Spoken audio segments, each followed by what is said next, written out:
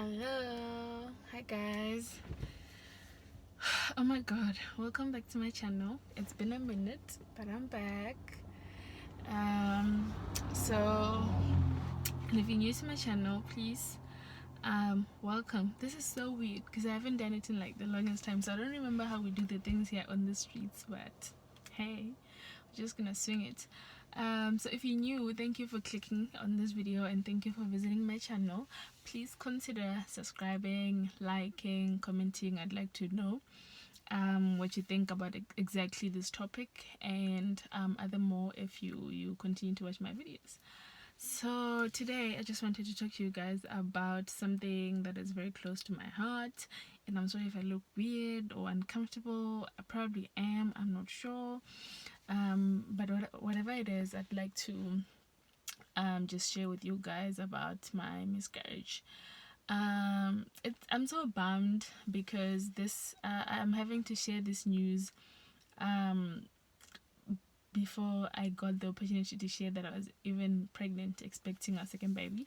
And I'm sure that many of you don't know much about me, but if you click on this video just because you relate to the topic or you want to find out more or you're looking for some comfort, as I did soon after I miscarried, I went on YouTube and I just wanted to hear stories from other moms who've gone through the same things, because I feel like when you watch people who've gone through what you're going through, it's sort of like it almost gives you, it doesn't even almost, it just gives you comfort, and also it gives you even words to express what you are feeling, because you're like, yeah, I feel that way, but I didn't know how to express that. And also to just feel like you're not alone, because there's just that sense of loneliness and just aloneness that comes with a loss.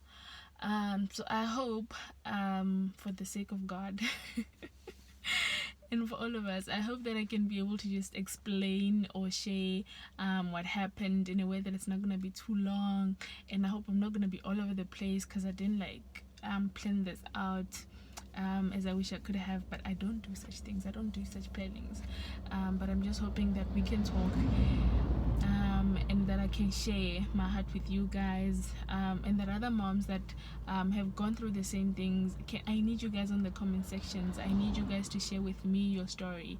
That gives me so much comfort, and it's just gonna help me with my own grief, and also other moms who have gone through the same thing. So I'm just hoping that this video forms and develops a community of moms who know loss, and have been through life, in that sense. So I'm gonna give you guys a little bit of a background so you understand where I'm coming from. So I found out I was pregnant on the 26th, 29th, I think 26th of July, and we were so stoked, so excited, so thankful to God, and this was gonna be our second baby, because we have a firstborn. He's almost 3 this November, end of November, and so that was gonna be our second born child, and we were so excited, we were so ready for that, and we were just so thankful that God would trust us again to be parents. And then when I found out I was already 2 months pregnant, because when I saw the lines they were so fine, and so like I was like, I'm further along. So when I did the calculations, and then when I went for a scan and stuff like that, I found out that I had already been 2 months and I didn't know. So we're so excited, so thankful. My husband was over the moon. We also let Cody know that he's gonna be a big brother, and we're just excited. It was just good times. And then after that, it was fun for like a week. After we found out, it was all normal, just being pregnant and just feeling like, this is so different from the first time, whatever. I hope the worst that happened with my first pregnancy doesn't repeat and stuff like that. Just being hopeful and just thinking.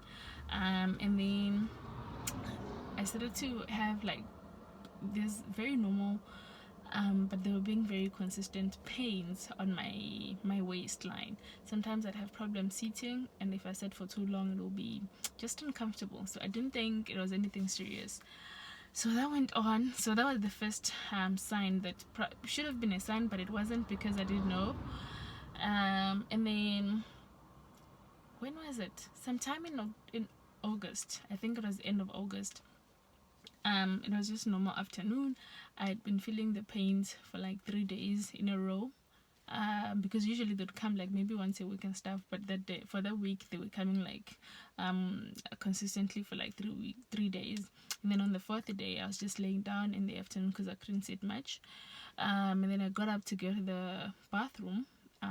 That's when I felt like a big gush of fluid wetting me, and I'm like, okay, that's weird, what's happening? And then I went to the bathroom, and when I got there, it was blood. And I'm like, okay, blood and bleeding and being pregnant, those two things don't go together. And I've had 2 close friends who had miscarried before, so I knew that, you know, that's not a good sign. So immediately I let my husband know. We go to the doctors, and then the doctor does the scan, and that was the first time I saw my baby. And the doctor's like, okay, the baby's still fine, so what we're gonna do, you're gonna be on bed rest for 2 weeks. Don't do anything, just rest for 2 weeks. And then after that, I wasn't satisfied with that. I can explain more, but you know, for the purpose of this video to not be too long, when we got from the doctor, I said, okay, look, let's go for a second opinion. And then when we got there, the doctor said they had to do a vaginal examination to check how I was bleeding, because I couldn't explain, because I was like, no, it's just blood with a little bit of water. So they had to check if I was there were any clots, and if my cervix was open for probably a miscarriage. And then they did another scan, and they said, okay, it's still fine, still safe for now, but it's a threatening miscarriage, so this could go on or it can stop, so you're just gonna have to go home and wait it out and just rest. So okay, went home, rested, and then I just started bleeding like on a normal basis for like a month. And when I went to consult, they're like, there's nothing we can do, we don't know what's happening, so wait it out. Until beginning of October, I think. Beginning of October, I went to consult because I was feeling labor pains. I was contracting, so I went in. They admitted me, and the doctor's like, okay, your cervix is just stretching, like your body's getting ready to deliver this baby. And by then I was 4 months 2 weeks pregnant. So we're gonna admit you and just keep you under treatment, and just try to control and stop the bleeding, and suppress the labor. So that's what happened. I was admitted for 4 days. I was fine. I was finally able to eat, because I had been struggling with eating and keeping food down. So for those 4 days, I was eating, I was drinking water, I was fine, and I was enjoying being pregnant. I could see my baby bump, and my baby kicked, and that was just amazing for me, because the whole time, and it was just about around the time when they started to kick, and then my baby kicked, and it was just glorious and beautiful. So then I was discharged on a Friday, and then I went home Saturday, Sunday. Monday I started to feel the cramps again, and I'm like, okay, this can't be happening, because if this happens, I'm gonna have to go back. And like, this whole going back and forth thing is just not okay, because why am I fine when I'm under treatment, and when I'm home I'm not okay? So I was just panicking. And then Tuesday, I like, they were coming again, so I was just like, okay, let's just wait it out. Maybe I'm just uncomfortable, let me just rest, let me not sit much, let me not do much, just continue the bed rest. And then Wednesday, that's when like it came down, it happened. Wow, the pain was excruciating. I've given birth before, but that was something else. So we went to the doctor, and I got in. He looks at my file, because obviously I've been there a number of times. So he's like, oh, pregnancy, okay, get back on the table, let's do a scan. And then he does he puts the gel, and then he puts that thing, I don't know what you guys call it. And then as soon as, because usually, because I had been to the doctor so many times, and so each time I went, they did a scan, so I got used to just having is it a Doppler? I think it's a Doppler, where they put it on your stomach, and immediately when I looked at the screen, I could see my baby. Each time that we went to the doctors, my baby was the first person I saw, and that would just give me so much peace, and so much, it would just calm me down. Okay, my baby's still there, my baby is still fine. So that day when he put the duplo on my stomach, I didn't see my baby. Only my stomach showed up.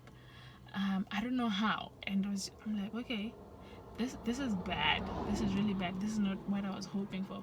And then you know how chilled our doctors are. He's like, oh, you miscarrying. That's why there's no heartbeat. What do you mean? What do you mean there's no heartbeat? What do you mean I'm having a miscarriage? What do you mean? And then he just takes the dupla out, and then he cleans me, and then he walks away, and he's like, oh, so now we're gonna have to complete the process of labor.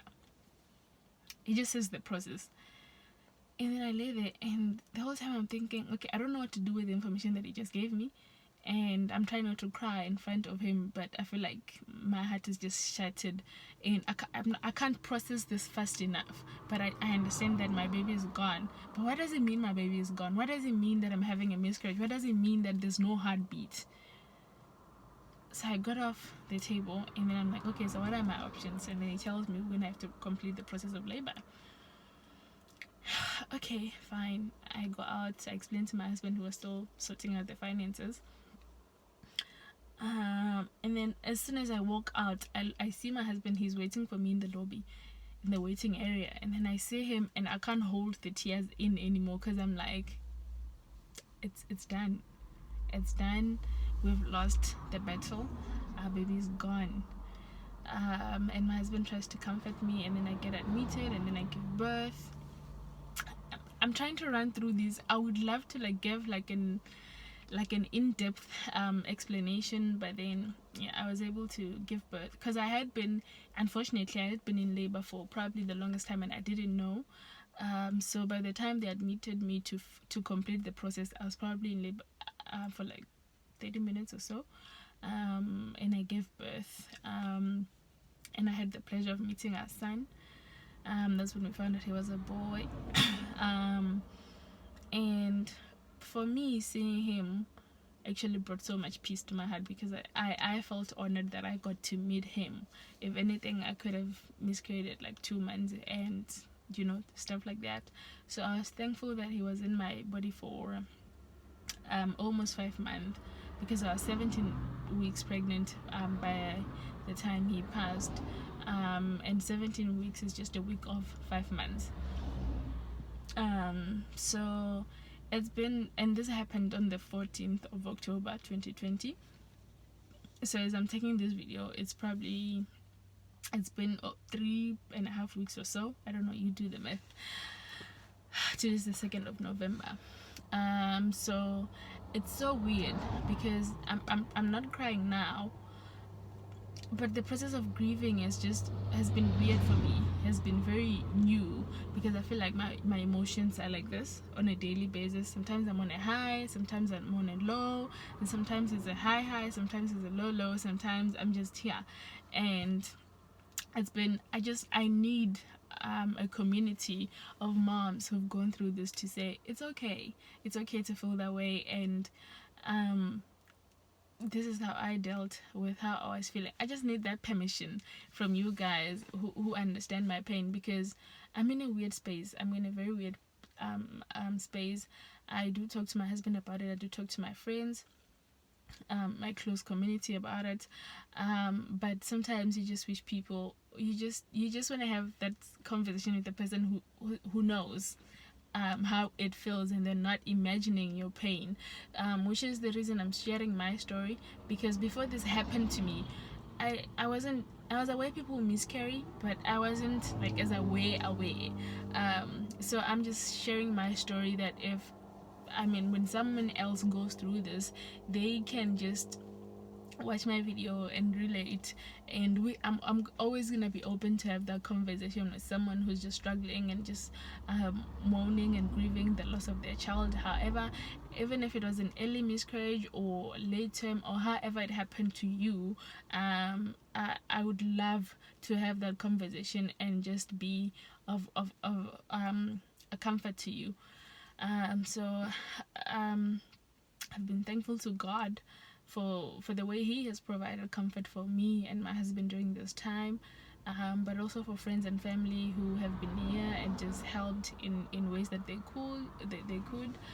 and just for my husband for listening in and also sharing his feelings. You know how when this thing happened, it wasn't just my baby, it's not just my baby. He's always gonna be our second born child, even though he wasn't born into our arms, but he was born in our hearts, and it's gonna be like that forever. So I'm thankful that my husband is able to share his feelings with me, and how he felt about the whole thing, and we can have such conversations and be each other's safe place. So another cool thing that we were able to do, is I have a friend, Precious. So she's crafty. I'm not. I can bake, but I can't do artistic things. And even with my cake decorations, I don't know how I managed to make those look good. But yeah, I can't do like artistic things. And I say I'm a homeschool mom, guys. My kids. So we were able to do this shadow box for our son, just in memory of him, and just something that we can always look back to. And I'm so thankful that we have something tangible to remember him with and honor him with. And even Cody knows that this is Ethan's shadow box. So we want even Cody to know that he did have a younger brother who was born into our hearts and has gone home to be with Jesus. So he knows, and he's like, oh mommy, is that Ethan's box? So we were so thankful that I'm so thankful that my friend could come through and help me put this together, and just make it look nice, so that we can have something to honor our son with. So his names were, I don't know if you say where or like I don't want to be weird, but yeah, we named him Ethan Micah. We found out, when is this, 14th of October. Oh, this is when his birthday, when he passed. It was the 14th of October in 2020. And then we found out we were pregnant. This is my pregnancy test, the one that I took. And we also have a scan, that's baby there. Yeah. And then I only had one bump picture, and it was an accidental picture. I was not even planning on taking it, and this is the only picture that I have that shows that I was pregnant and there was someone in there. And this is just another picture of his skin. And we wrote, you are so loved, and then Psalm 139, which is the psalm that we read and meditated on and just prayed upon when we were going through the struggles to just fight for Micah's life. And it has been of such great comfort. So yeah, this is his shadow box. And also I express myself better when I write, so I wrote letters to him, and I also wrote a letter to remind myself of the ways God provided comfort during this difficult time. So when I feel like I need that encouragement, or just something to remember my son, how I felt, what I wanted him to know and stuff like that, I can just open this up and read this up. So, and then we were able to put his middle name there, Micah, which is my favorite name. So yeah, that's what happened.